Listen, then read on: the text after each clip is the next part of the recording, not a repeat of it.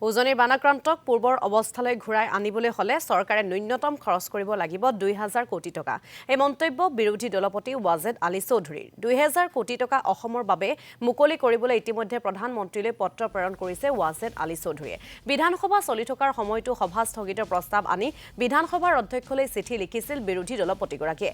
কিন্তু কংগ্ৰেছৰ চিঠিক বিধানসভাৰ অধ্যক্ষই গুৰুত্ব নিদিয়াৰ অভিযোগ উত্থাপন কৰিছে ৱাজেদ আলী চৌধুৰীয়ে। বানৰ দুৰ্যোগৰ সময়ত বিধানসভা স্থগিত নাৰাখি মাত্ৰ শেষৰ দুটা দিনহে বান বিধ্বস্ত ৰাইজৰ কাষলৈ বিধায়কক যাবলৈ সুবিধা কৰি দিয়াটোক দুৰ্ভাগ্যজনক আখ্যা দিয়ে ৱাজেদ আলী চৌধুৰীয়ে। ইফালে বানাক্ৰান্ত ৰাইজক চৰকাৰে প্ৰদান কৰা সাহায্য পৰ্যাপ্ত নহয় বুলি মন্তব্য কৰিলে বিৰোধী দলপতিগৰাকীয়ে। যি অঞ্চলত কেতিয়াও বানপানী হোৱা নাছিল, গতিকে সেই অঞ্চলত বানপানীৰ পৰা বাচিবৰ কাৰণে যিটো প্ৰস্তুতি থাকিব লাগিছিল সেইটো ৰাইজৰ মাজত ৰাইজে ভবাও নাছিলে এনেকুৱা এটা পৰিস্থিতি উদ্ভৱ হ'ব।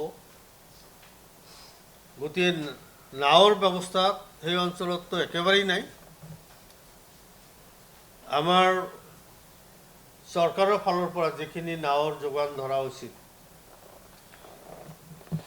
সেইটো সাফিচিয়েণ্ট নাছিলে।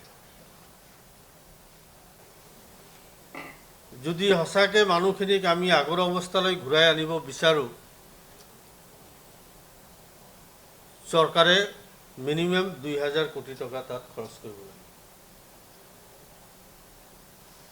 যাৰ ফলত মই ভাৰতবৰ্ষৰ প্ৰধানমন্ত্ৰীলৈ এখন চিঠি ২০০০ কোটি টকা দিব লাগে বুলি দাবী জনাই এখন মেমৰেণ্ডাম প্ৰাইম মিনিষ্টাৰলৈ মই লিখিছোঁ। বানপানী সম্পৰ্কে প্ৰথমেই অধ্যক্ষ ডাঙৰীয়াক এখন চিঠি দিলোঁ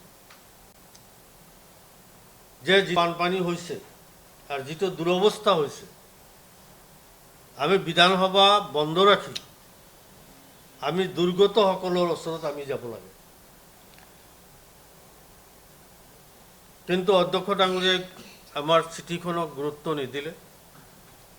বিধানসভা ৩১ তাৰিখলৈকে চলাৰ কথা আছিল, শেহতীয়াভাৱে ৩০ আৰু ৩১ এই দুদিন বন্ধ ৰাখি এতিয়াহে বানপানীৰ ক্ষতিগ্ৰস্ত ৰাইজৰ ওচৰত যাবলৈ বিধায়কসকলক সুবিধা দিছে। সেইটো অত্যন্ত দুৰ্ভাগ্যজনক কথা। ৰিলিফ চৰকাৰীভাৱেও দিয়া হৈছে আৰু বিভিন্ন NGOৰ জৰিয়তেও ৰাইজে যথেষ্ট স্বতঃস্ফূৰ্তভাৱে ৰাইজক সহায় কৰিছে। কিন্তু প্ৰকৃততে একেবাৰে ভিতৰুৱা অঞ্চলত তেওঁলোকে কিন্তু ৰিলিফ পোৱা নাই।